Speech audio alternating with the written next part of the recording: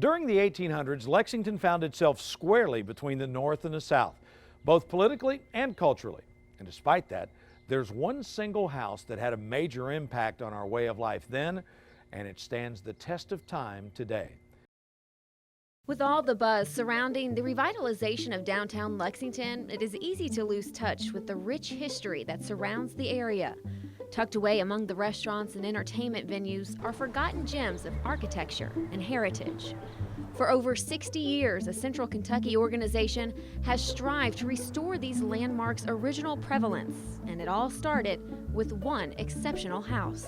The Bluegrass Trust for Historic Preservation was founded in 1955 when a group of concerned citizens gathered to save the Hunt Morgan house, which is where we are today. So the group got together, purchased the house, and began the renovations, taking it back to its original state. The significance of the Hunt Morgan house is derived from its unique architectural features as well as its inhabitants. John Wesley Hunt built the house in 1814. He and his wife raised 12 children in the house. It is a federal-style house. That was very much of its time. One of his claims to fame was he was the first millionaire west of the Alleghenies.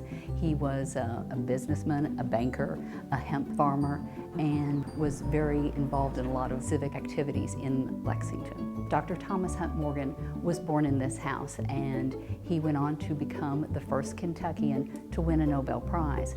He was the grandson of John Wesley Hunt, and he is the nephew of John Hunt Morgan. A lot of people assume John Hunt Morgan lived in the house, but he didn't, but his mother did. The preservation of the Hunt Morgan house was only the beginning of many projects for the Bluegrass Trust for Historic Preservation over the years.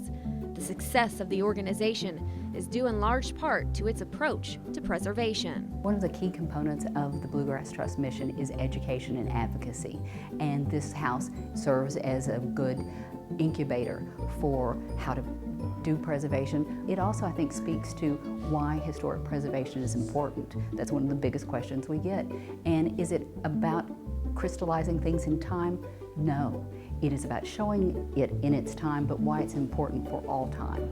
Had the house come down in 1955, I shudder to think what would have happened to the rest of Gratz Park. It probably would have not been preserved the way it is. For Keeneland Magazine, I'm Michelle Chamberlain.